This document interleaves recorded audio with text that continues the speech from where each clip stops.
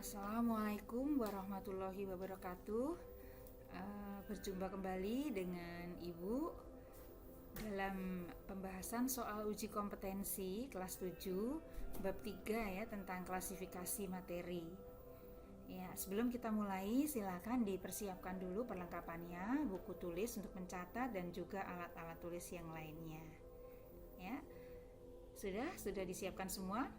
Kalau sudah, kita bisa mulai bersama-sama untuk pembahasan soal uji kompetensi kelas 7 ya hari ini ya. Ya, sambil dibuka buku paketnya halaman 129 ya. Kita akan coba membahas soal yang kemarin kalian coba kerjakan ya. Kita mulai bersama-sama. Ya, yang soal pertama, golongkanlah zat-zat di bawah ini dengan memberikan tanda centang pada kolom yang tersedia ya. Nah, kita lihat di sini. Yang pertama, ini kita melihat atau mencari apakah jenis zat yang ada di sini termasuk unsur, senyawa ataukah campuran. Jadi, kita lihat yang pertama di sini. Gula. Gula itu termasuk apa ya? Unsur bukan. Senyawa iya, senyawa. Air. Air termasuk apa? Bukan unsur ya, tapi senyawa.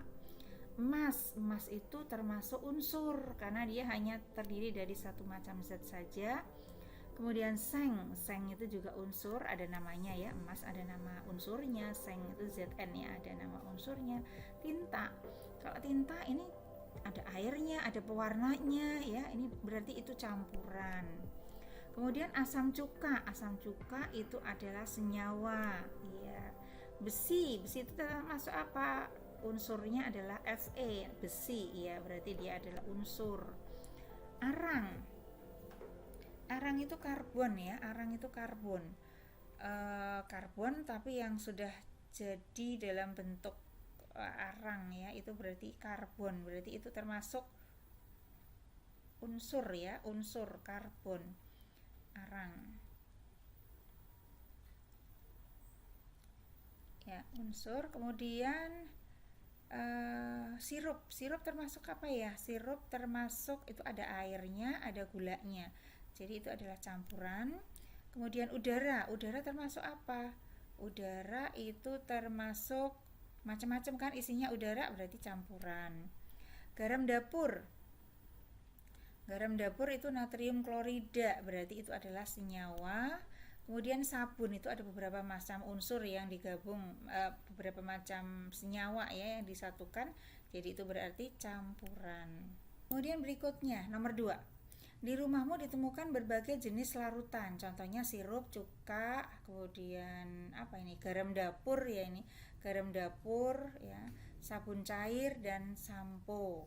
Bagaimana kamu dapat menentukan larutan tersebut masuk ke dalam larutan asam atau basa? Nah, kemarin kita sudah belajar kan tentang bagaimana menentukan larutan itu masuk asam atau basa. Caranya adalah dengan menggunakan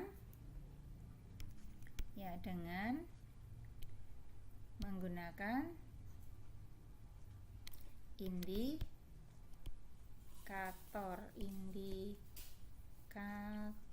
Tulisannya bisa dibaca ya, dengan menggunakan indikator ya. Ada dua macam kan ya indikator itu, ada yang alami dan ada yang buatan. Nah, yang alami yang kemarin kalian gunakan misalnya kunyit, kemudian kembang sepatu, ada juga kemarin yang menggunakan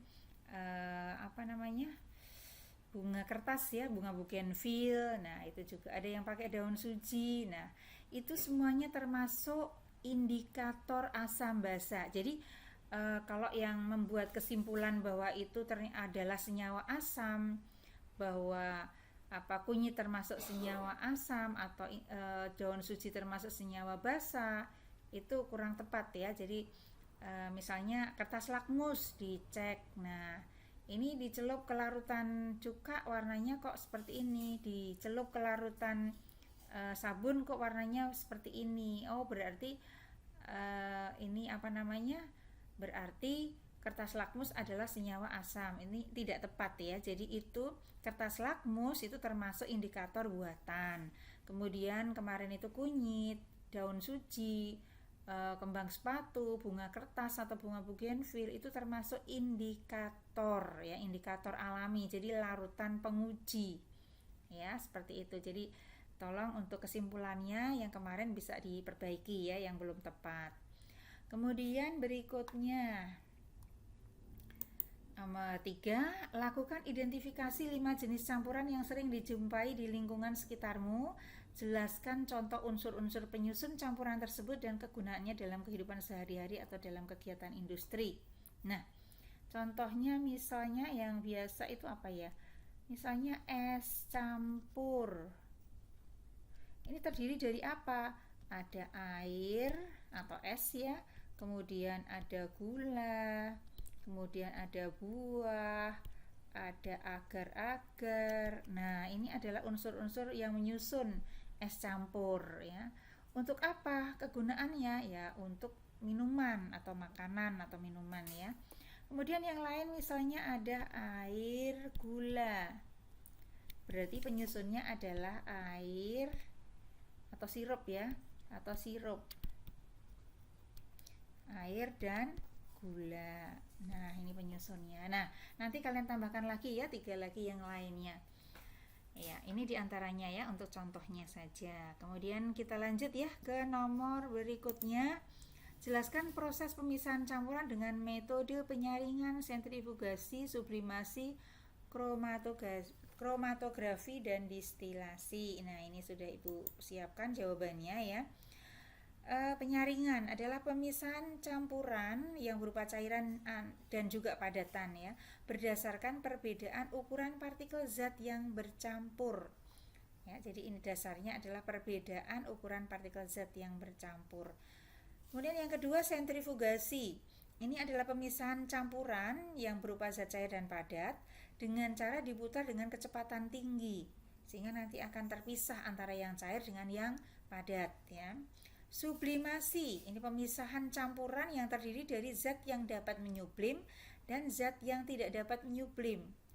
Jadi nanti kita buat supaya terjadi peristiwa menyublim ya, sehingga dipanaskan ya, sehingga yang bisa menyublim akan berubah menjadi gas. Nah, kemudian kita dinginkan. Jadi nanti akan terpisah ya antara yang dapat menyublim dan yang tidak dapat menyublim. Kemudian kromatografi adalah pemisahan campuran yang didasarkan pada perbedaan kecepatan merambat antara partikel yang bercampur. Nah, ini sudah pernah kalian coba ya dengan tinta yang dicelup ke air ya, ujung dari kertas tisu yang diberi titik tinta, kemudian ujungnya dicelup ke air, maka warna-warna yang membentuk tinta itu akan terpisah ya, sehingga akan kelihatan warna-warna yang bercampur ya. Ini adalah kromatografi. Kemudian distilasi. Ini adalah pemisahan campuran yang didasarkan pada perbedaan titik didih. Ya, jadi yang titik didihnya rendah itu akan segera mendidih dan berubah menjadi gas terlebih dahulu. Jadi nanti yang titik didihnya tinggi itu akan belakangan ya, akan berubah wujud menjadi gasnya akan lebih belakangan begitu. Lanjut ya ke nomor 5. Sebutkan metode pemisahan komponen dari bahan berikut. Air murni dari air laut. Nah, bagaimana ini? Kalian sudah coba jawab ini air murni dari air laut. Yang pertama, yang A.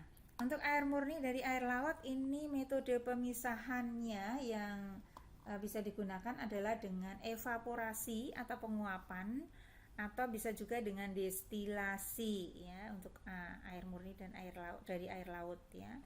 Jadi nanti airnya akan menguap duluan, garamnya akan tertinggal ya begitu. Kemudian yang B, garam dari campuran garam dan pasir. Kalau garam bercampur pasir terus gimana misahinnya? Nah, kita bisa gunakan cara filtrasi. Jadi garam dan pasir kita beri air ya, campuran ini tadi kita beri air, kita aduk sehingga garamnya larut ya. Setelah itu kita saring, maka yang tertinggal nanti akan ada pasirnya ini yang tertinggal, yang tidak akan bisa lolos dari penyaringan. Kemudian minyak kelapa dari santan, sudah tahu semua pasti ya, ini dengan metode filtrasi atau penyaringan juga ya.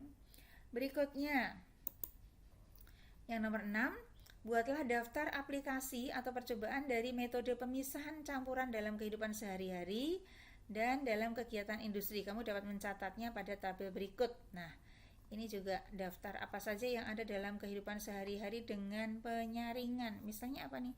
Menyaring, tadi sudah ada santan di atas, coba dengan yang lain misalnya apa? Di kehidupan sehari-hari. Menyaring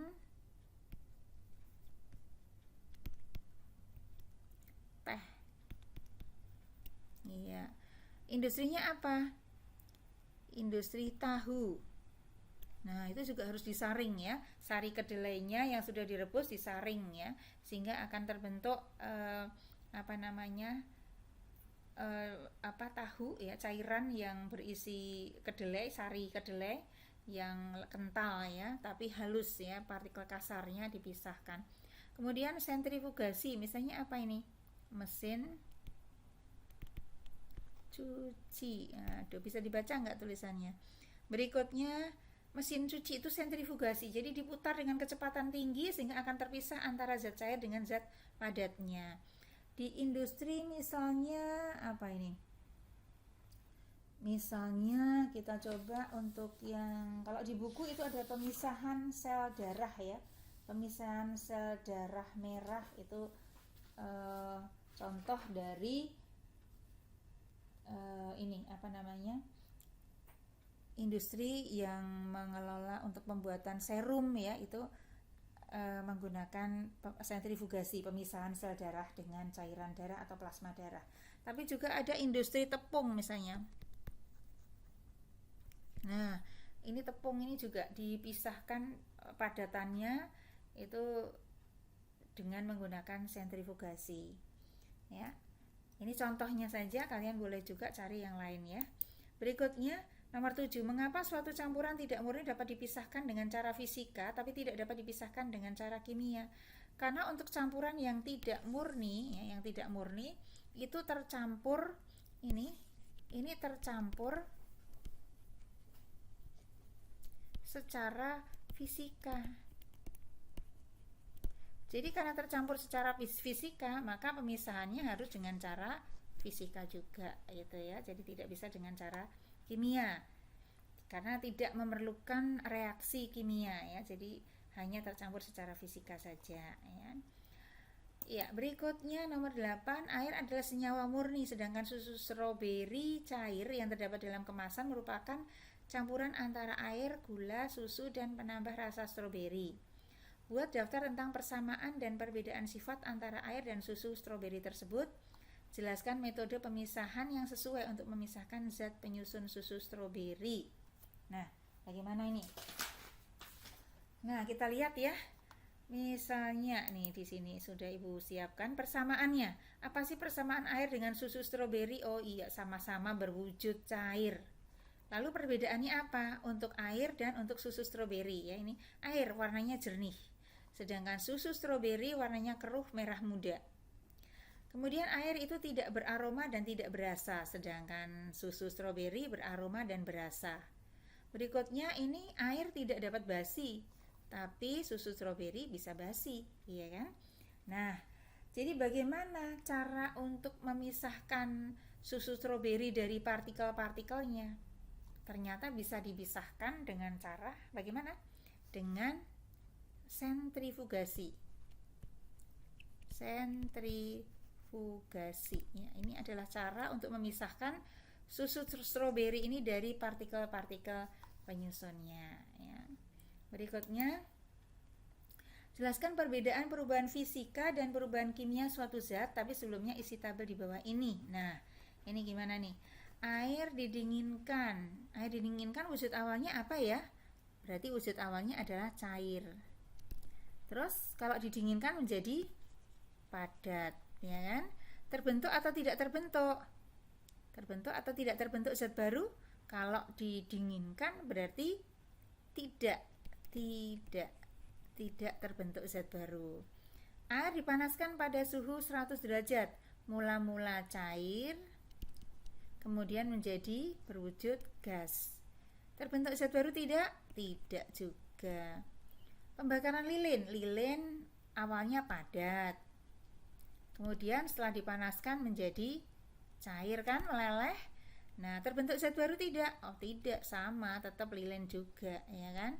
Fermentasi. Misalnya fermentasi apa nih? Tape boleh, tempe boleh. Wujud awalnya apa? Teksturnya aja ya. Teksturnya misalnya kita tulis lembut. Nah, wujud akhirnya bagaimana? Lebih lembut atau tambah lunak ya, bertambah lunak gitu ya, bertambah lunak. Kemudian terbentuk zat baru tidak? Iya, ini terbentuk zat baru. Karat besi. Karat besi itu misalnya semula besinya masih licin ya, besinya licin. Licin. Terus kalau sudah berkarat akhirnya menjadi apa? Kasar. Terbentuk zat baru tidak? Beda nggak antara besi yang sebelumnya dengan besi yang sudah berkarat? Berbeda. Jadi di sini bagaimana? Terbentuk zat baru tidak? Iya, terbentuk zat baru. Sabun. Sabun ini misalnya sabun bisa padat bisa cair ya. Wujud awalnya bagaimana? Misalnya kita yang pakai yang padat misalnya, sabun mandi misalnya. Berarti misalnya masih besar. Ini besar. Kemudian kemudian wujud akhirnya bagaimana? Oh, menjadi lebih kecil ya, lebih kecil di sini. Terbentuk zat baru tidak? Masih sabun juga ya, meskipun sudah kecil juga, itu masih tetap bisa dipakai kan. Nah, ini berarti tidak terbentuk zat baru untuk sabun dalam proses pemakaiannya ya. Ya, berikutnya nomor 10. Kelompokkan peristiwa di bawah ini ke dalam tabel menjadi kelompok perubahan fisika ataukah kimia. Nah, kita tulis ya di sini di belakangnya, kayu dibuat menjadi meja atau kursi. Meja kursinya kan tetap meja kursi kayu ya. Ketika dibakar masih juga itu bersifat sebagai kayu ya. Jadi berarti tidak berubah, tidak terbentuk zat baru setelah jadi meja atau kursi. Maka ini termasuk perubahan fisika.